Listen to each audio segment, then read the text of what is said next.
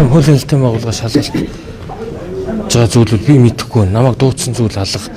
Яг энэ нөгөө ерөнхий сайд засгийн газар огцорсонтой холбоотойгоор хотын удирдлагуудыг өөрчлөх юм одоо сонирхол сөрөг хүчин бусад одоо нам улс төрийн байгууллагын зарим хүмүүс байдаг бах. Тийм учраас зохиомлын мэдээллүүдийг тарааж яана л гэж би хариу өгье доо.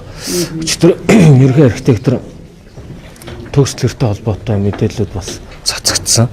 Хуулийн хэлтийн байгууллагаас дуудаж шалгасан зүйлээрээс огт байхгүй. Улаанбаатар хот жилдээ 10 хэдэн мянган барилгын одоо зөвшөөрлөх хүсэлтүүд ирдэг. Тэр хүсэлтүүдийг одоо зарим нь татгалзаж шийдвэрлэдэг. Зарим нь нөгөө нэгтршил хэмжээ дамжаанд багтахгүй байгаа тохиолдолд татгалздаг тийм ээ. Тэгэхээр энэтэй холбоотой гомдол санал бол хэдэн зуугаар хуулийн хэлтийн байгууллагууд очдог. Тэгэхээр яг хэвлэлээр нэг юм чиглэсэн акцууд яваад ирэхээр тэр болгоны цаана нэг улс төр байдаг гэж би ойлгож байгаа. Одоогоор манай нийслэлийн удирдлагын багийн бүрэлдэхүүнээс хуулийн хэлтийн байгууллагаас дуудаж шалгасан огт зүйл байхгүй. Энэ бол нөгөө саяны энэ 5 сард явсан 4 сард явсан тэр одоо хэвлэлийн акцуудын л үргэлжлэл гэж харагдаж байна. Таны хувьд Улсын хурлын гишүүн зол жаргалын талаар мэдээлэл хийсэн. Гэтэл зол жаргал гишүүн бас няцаалт хийсэн байлээ. Хоёр өөр үйлдвэрийг холиод ярьчлаа гэд. Тэгээ таныг одоо гүтгсэн гэдэг хэрэгээр цагдаад өгсөн гэсэн. Би өөрийг нь авилгатай томц газар өгсөн. Өөрөөр хэлбэл Эрдэнэс таван толгой нүүрснээс одоо хунцар болон бусад түүхийд ялгаж авах тийм техник эдийн засгийн үндэслэлийг нийтдээ 3.5 тэрбум төгрөгөөр хийхээр одоо хоёр компани түншлэл шалгараад эхний урьдчилгаа 1.7 тэрбум төгрөг автсан. Ажил нь ерөөс огт явагдаагүй. Одоо ийм шорон овоолго үүссэн байгаа. Манай одоо албаны хүмүүсийн бидэнд өгж байгаа мэдээлэлээр бараг энэ дэд бүтц болон энэ шорон овоолго төр 50 гаруй тэрбум төгрөгийг өргөө зарцуулсан ийм байгаа.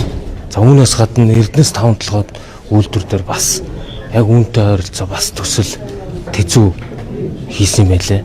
Бас огт ажил нь явагдаагүй.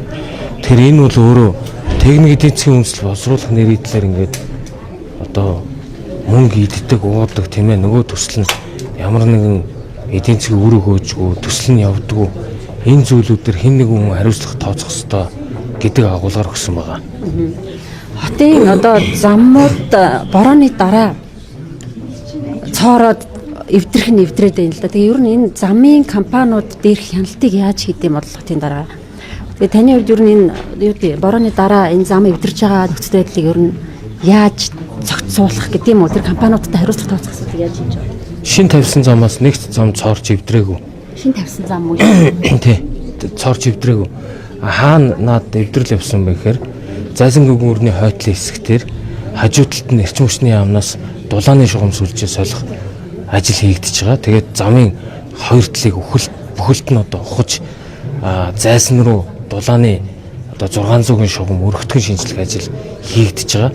Энэтэй холбоотойгоор явгууны замын өргөтгөн шинжилгээ ажил хийгдээгүй, авто замын ажлын шинжилгээ хийгдээгүй ийм байгаа газар дээр тэр нэг хажуу талын ухсан учраас цөмрөлт үүссэн байна.